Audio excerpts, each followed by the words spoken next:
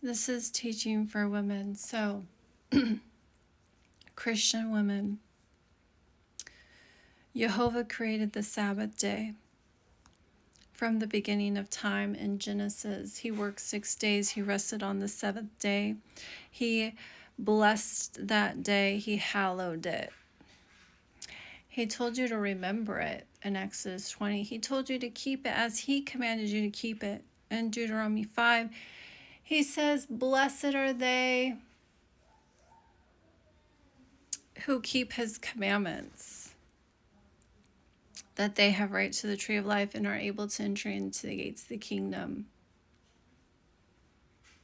Go read Isaiah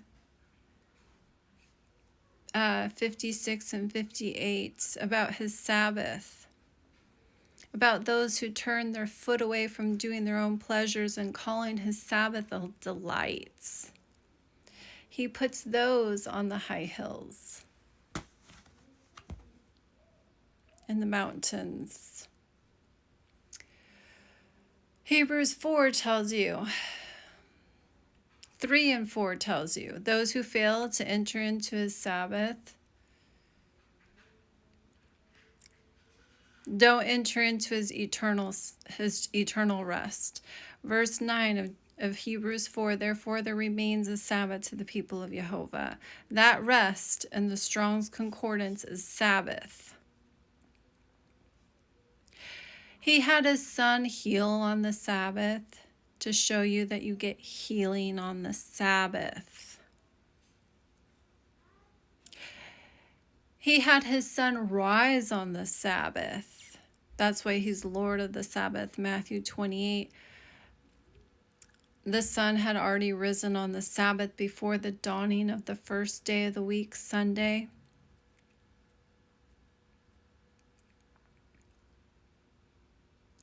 So keep the Sabbath day. It's dawn Saturday to dawn Sunday. It's not a Babylonian evening Friday to evening Saturday Sabbath that they learned from the Chaldeans.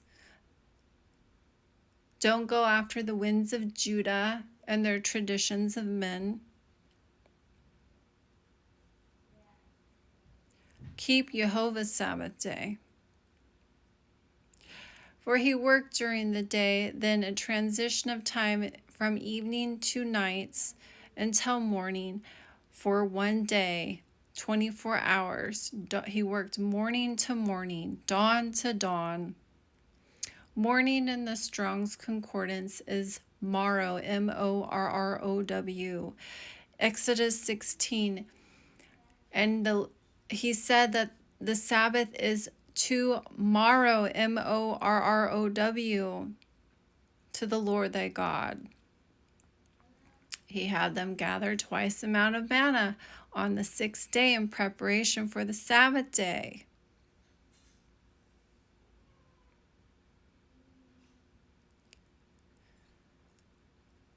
Go read Isaiah 66.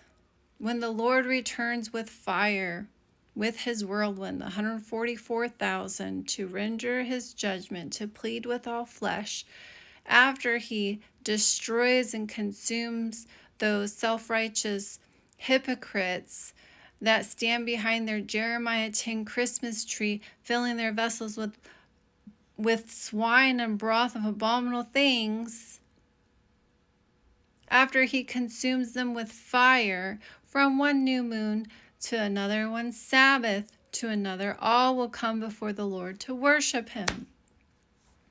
When he makes the new heavens and the new earth, so even in the new kingdom to come, you will be keeping the Sabbath day. The Sabbath isn't Sunday.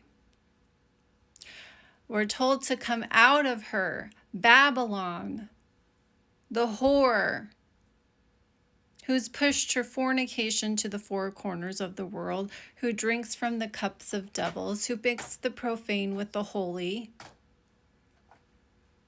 America, who tries to whitewash the pagan idolatry, the fornication, the Christmas and the Easter. Worship with their hands, with the holy. who break the commandments of God, the disobedient children that have a different spirit working them in Ephesians 2. They're not his workmanship unto good works that were before ordained that they should walk in. They don't keep the covenants of promise. They're aliens from the covenants of promise, without hope and without God, because they refuse to keep the covenants of promise. Eating clean, the Noah covenant, which the rainbow's still in the sky today, and keeping the 10 commandments. Even though he sent his son, and he testified of his son to bring us the covenants at Horeb in the day of the assembly, Deuteronomy 18, 15 through 19, and whatever Jehovah commanded through his son that he would speak to the people. Love God with all your heart, soul, and mind. Deuteronomy 6, to keep the 10 commandments and love your neighbor as yourself. To do righteous judgment, teach your neighbor to keep the 10 commandments. Leviticus 19, 15 through 18.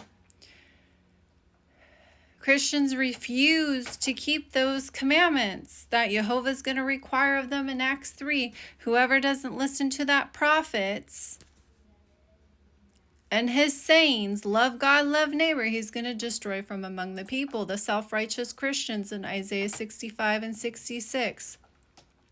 Who say, judge not or be judged, stand by thyself, I'm holier than thou, which are smoking Jehovah's nose, while they fill their vessels with swine's flesh and broth of abominable things, while doing pagan idolatry. You don't want to be those people. You want to enter into life like Yeshua told the rich man in Matthew 19. What good thing shall I do to inherit eternal life, good master? He said, keep the commandments of God, the good thing you should do, that you should walk in. So you can be blessed in Revelations 22, verse 14. So he'll put you up on the high hills. And Isaiah, it's either Isaiah 56 or 58. Both of them talk about Jehovah's Sabbath day, those who keep the Sabbath. Don't you want to be blessed, Christian women? Don't you want to be blessed? Yeshua was sent to bless you, to turn you away from iniquity, sin, and sin is the transgression of the law, and all the law hangs on your Messiah's commandments, to love God, love neighbor, keep the 10 commandments, and teach them to keep the 10 commandments. That's Matthew 5, your Messiah's words. Those who break one of those commandments and teach others to will be least in the kingdom of heaven. Go read Luke 16, the story of the rich man and Lazarus, the rich man being least in the kingdom of heaven, and Lazarus being great in the kingdom of heaven. And the end of Isaiah chapter 66, those least in the kingdom of heaven, those great, are looking down at their carcasses that transgressed against Jehovah.